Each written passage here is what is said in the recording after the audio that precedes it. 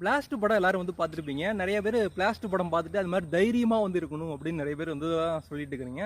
சரி, தைரியமாக இருக்கணும் அப்படின்னாக்கா முதல்ல என்ன வேணும்? நமக்கு முதல்ல படிப்பு வேணும்.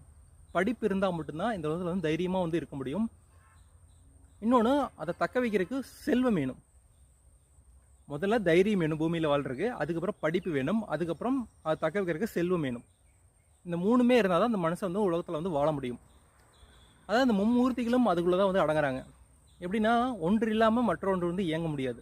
நான் தான் பெருசு அப்படின்னு வந்து யாரும் காலரை தூக்கி சொல்ல முடியாது. ஏன்னா தைரியத்தை மட்டும் வச்சுட்டு ஒன்றும் பண்ண முடியாது, செல்வத்தை மட்டும் வச்சுட்டு ஒன்றும் பண்ண முடியாது, படிப்பை மட்டும் வச்சுட்டு ஒன்றும் பண்ண முடியாது. ஏன்னா ஒன்று இல்லைன்னா ஒன்றில் வந்து ஏமாந்துருவாங்க. அப்போ இந்த மூணுமே வந்து வேணும். அதாவது குரு பிரம்மா சரஸ்வதி படிப்புக்கு வேணும், தைரியம், எது வந்தாலும் எதிர்த்து நிற்கிற துணிச்சல், இதெல்லாம் பார்த்திங்கன்னா சிவபெருமான், முருகன், காளி தேவி இதெல்லாம் வந்து வந்துடும். நமக்கு செல்வம், பணம், பேர், புகழ் இதெல்லாம் பார்த்திங்கன்னா வரணும் அப்படின்னா விஷ்ணு பகவான் வேணும்.